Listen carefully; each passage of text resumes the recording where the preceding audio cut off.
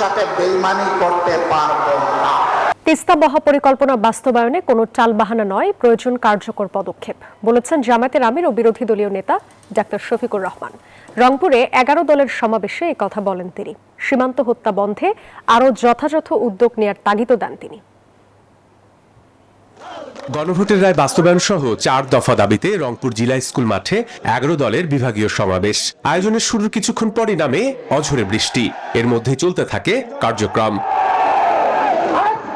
জামাতের আমির ও বিরোধী দলীয় নেতার বক্তব্যে উঠে আসে গণভোট, তিস্তা মহাপরিকল্পনা, পুশিন ও সীমান্ত হত্যার প্রসঙ্গ।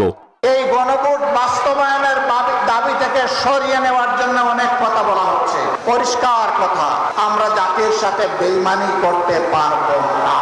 নির্বাচনের আগে জাগো বাহে তিস্তা বাছা, কিন্তু তিস্তা নিয়ে এই বাজেটে 10 টাকারও কোনো অ্যালোকেশন নেই। আমরা আর কথার ফুলঝুড়ি শুনতে চাই না, দেখতে চাই না, আমরা বাস্তব পদক্ষেপ দেখতে চাই। সমাবেশে এনসিপির আহ্বায়ক ও বিরোধী দলীয় চিফ হুইপ বলেন, শেখ হাসিনার জন্য ফাঁসির দড়ি নিয়ে অপেক্ষা করা হচ্ছে। ডিসেম্বরে একজন দেশে আসার পরিকল্পনা করছে, আমরা ফাঁসির দড়ি রেডি করে অপেক্ষা করছি। আপনি ডিসেম্বরে আসুন, আর যখনই আসুন ফাঁসির দড়ি তাকে ঝুলতেই হবে। 4 দফা দাবি নিয়ে কোনো টালবাহানা চলবে না, হুঁশিয়ারি জানান 11 দলের নেতারা। Desk report, news 24।